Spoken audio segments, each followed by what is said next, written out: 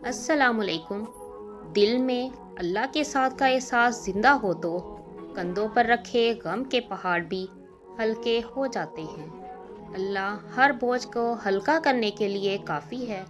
جب کوئی بھی نہ سنے تو اپنے رب سے کہہ دیں، اور رب سے کہہ کر مطمئن ہو جاؤ، دل صاف کر دو، سب بوجھ اتار لو تو اللہ بہت قریب سے سنتا ہے۔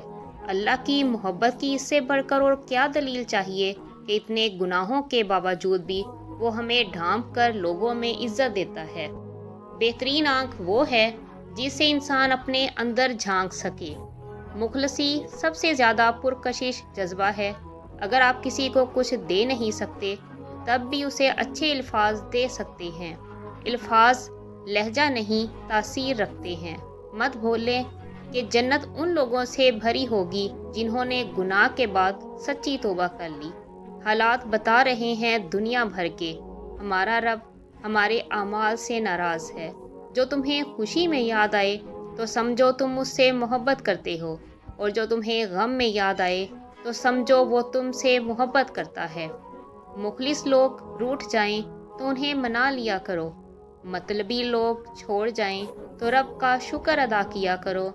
خوش رہنے کا سب سے اچھا طریقہ یہ ہے کہ کسی سے کوئی توقع نہ رکھی جائے سوائے اللہ کے۔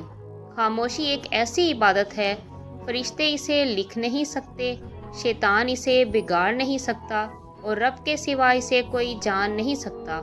ہمت مت ہارو، کیونکہ پہاڑ سے نکلے والی نہروں نے آج تک راستے میں کسی سے نہیں پوچھا سمندر کتنا دور ہے۔ محبت کے بدلے نفرت دیتے ہیں لوگ۔ چل اپنے رب کے در پر چلتے ہیں، وہاں ایک آنسو کے بدلے خود رب ملتا ہے۔ توکل کسے کہتے ہیں؟ اللہ پر یقین کرنا ان چیزوں کے ہونے کا بھی جو بظاہر ناممکن نظر آ رہی ہوں۔ لوگوں کے خوف سے حق کی بات کہنے سے نہ رکو، کیونکہ نہ کوئی موت کو قریب کر سکتا ہے اور نہ کوئی رزق کو دور کر سکتا ہے۔ اے اللہ، تو جلال بھی، تو جمال بھی، تو ہی حال بھی، تو ہی پال بھی۔ تیری شان کی کروں بات کیا، تو خود بھی بے کمال ہی۔ میری بے بسی کا عالم تیرے ارادے کے منتظر ہے۔ میرے مہربان رب دکھا دے مقبولیت کا نظارہ۔ دعا کی قبولیت کی پہلی شرط ہی یقین ہے۔ نہیں آتا مانگنا تو صرف ہاتھ پھیلا دو، اور بند لبوں کی بولیاں بھی سنتا ہے۔ خدا کا رزق تو ہرگز زمین پر کم نہیں۔ جھوٹ اس لیے بک جاتا ہے کیونکہ سچ خریدنے کی اوقات بہت کم لوگوں کی ہوتی ہے۔ دوپہر تک بک گیا بازار کا ہر ایک جھوٹ، اور میں ایک سچ لیے رات تک بیٹھا رہا۔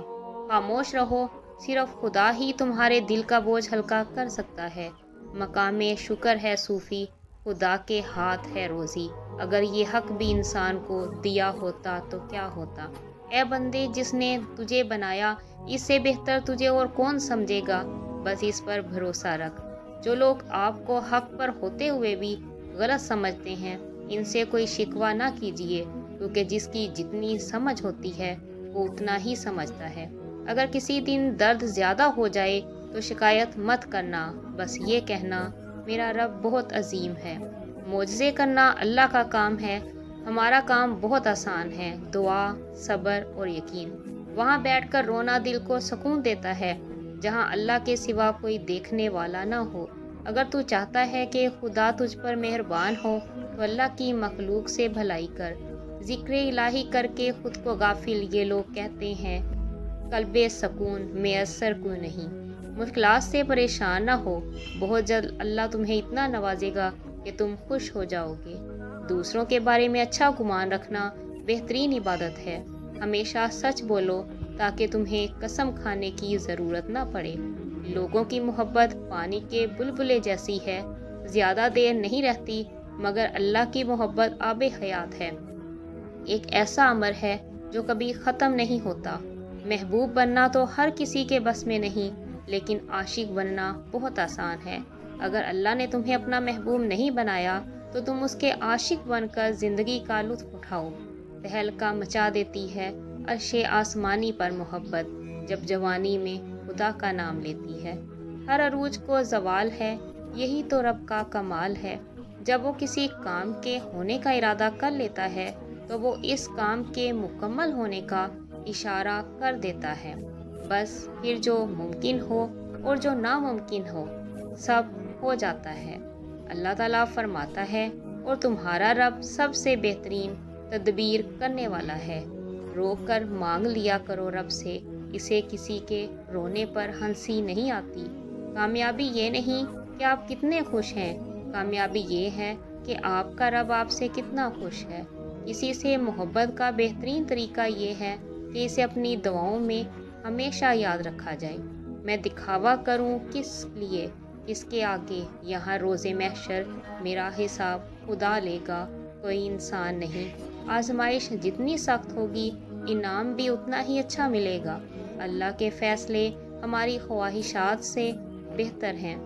قرآن کہتا ہے میں تمہاری قبر میں تمہارے ساتھ ہوں گا، مجھے پڑھتے رہو، میں تمہارا حق ادا کروں گا۔ پوچھا اے میرے پروردگار میں تجھے کس طرح حاصل کروں؟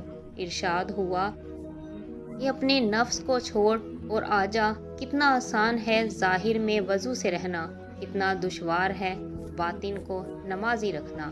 موت ایک تلخ حقیقت ہے، اسے میٹھی حقیقت بنانے میں مصروف نہ ہو۔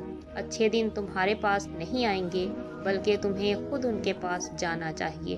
حق تنقید تمہیں ہے مگر اس شرط کے ساتھ جائزہ لیتے رہو اپنے بھی گریبانوں کا۔ ٹھکرا دو اگر دے کوئی ذلت سے سمندر، عزت سے ملے وہ قطرہ بھی کافی ہے۔ ٹوٹی پھوٹی ایک کشتی اور خشک سمندر دیکھا تھا، کل شب میں نے جھانک کے شاید اپنا اندر دیکھا تھا۔ قید کر دیا سانپوں کو یہ کہہ کر سپیروں نے، اب انسان کو ڈسنے کے لیے انسان ہی کافی ہے۔ کہنے لگے کہ ہم کو تباہی کا غم نہیں، میں نے کہا وجہ تباہی یہی تو ہے، ہم لوگ ہیں عذاب الہی سے بے خبر۔ تمہارا کام محبت کی تلاش کرنا نہیں ہے بلکہ اپنے اندر رکاوٹوں کو تلاش کرنا ہے جو تم نے محبت کے خلاف کھڑی کی ہیں۔ جہاں محبت ہو وہاں وضو کا پانی ٹھنڈا نہیں لگتا۔ تکلیف میں سجدہ کرنا اور پھر تکلیف کو دنیا والوں سے چھپانا اللہ والوں کا مقام ہے۔ راستہ ایک ہی تھا، حضرت موسیٰ علیہ السلام گزر گئے اور فرعون ڈوب گیا۔ بھروسہ راستے پر نہیں اللہ پر کرو۔ اپنا غم ہر کسی کو نہ بتائیں کیونکہ مرہم ہر گھر میں ہو نہ ہو نمک ضرور ہوتا ہے۔ محبت کا سبق بارشوں سے سیکھو جو پھولوں کے ساتھ ساتھ کانٹوں پر بھی برستی ہے۔ یہ کافی نہیں فقط کہ صفائی جبیں تھے، کوئی سجدہ ایسا کرے کر کے گواہی زمین دے۔ اپنی بینائی کا ہے سارا قصور ورنہ وہ تو ہر جگہ موجود ہے۔ عقل والے تیری دنیا میں پریشان رہیں، عشق والے تجھے ہر رنگ میں پہچان دیں۔ ہر دن میرے رب کی محبت ایک الگ صورت میں میرے سامنے آتی ہے، میں کیسے مایوس ہو سکتا ہوں؟ سب سے بڑی سلطنت اس انسان کے پاس ہے جس نے اپنے نفس پر حکمرانی کی ہو۔ یقین کی دولت گوا دینے والے خوف، مایوسی، شک اور بے یقینی کی دلدل میں پھنس جاتے ہیں۔ جب گناہوں کے باوجود بھی خدا کی رحمت مسلسل ملتی رہے تو ہوشیار ہو جانا کہ تمہارا حساب سخت ترین اور جلد ترین ہے۔ پاک ہے وہ رب جو برداشت سے بڑھ کر دکھ نہیں دیتا، جب سکھ دیتا ہے تو انسان کی اوقات سے بڑھ کر دیتا ہے۔ مولانا رومی فرماتے ہیں انسان کو پریشانیوں سے گھبرانا نہیں چاہیے بلکہ صبر کرنا چاہیے اور پریشانی کے بعد راحت ضرور آتی ہے۔ کسی بھی تکلیف پر اللہ سے بدگمانی نہیں کرنی چاہیے، جو مرنے سے پہلے مر گیا یعنی اس کو اس دنیا کی اصل کا پتہ چل گیا۔ خبردار، بہت سے شیطان انسانوں کی صورت میں ہیں، بس ہر شخص کے ہاتھ میں ہاتھ نہیں دے دینا چاہیے۔ شیخ عبد القادر جیلانی رحمۃ اللہ علیہ فرماتے ہیں تمہارا جسم ابھی ظاہری گناہوں سے پاک نہیں ہوئے اور تم اندرونی پاکیزگی کا دعویٰ کرتے ہو۔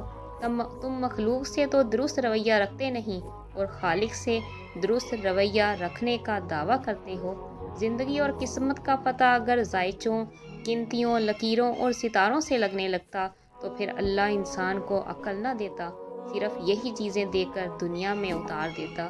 جب مستقبل بدل نہیں سکتے تو اسے جان کر کیا کریں گے؟ بہتر ہے غیر غیب ہی رہنے دیں۔ اللہ سے اس کی خبر کی بجائے اس کا رحم اور کرم مانگنا زیادہ بہتر ہے۔ ہم زندگی کے کسی نہ کسی مرحلے پر زمانے جاہلیت سے ضرور گزرتے ہیں۔ بعض گزر جاتے ہیں، بعض ساری زندگی اسی زمانے میں گزار دیتے ہیں۔ اللہ کی خاطر کچھ قربان کرنے کا نتیجہ بہت جلد سامنے آتا ہے۔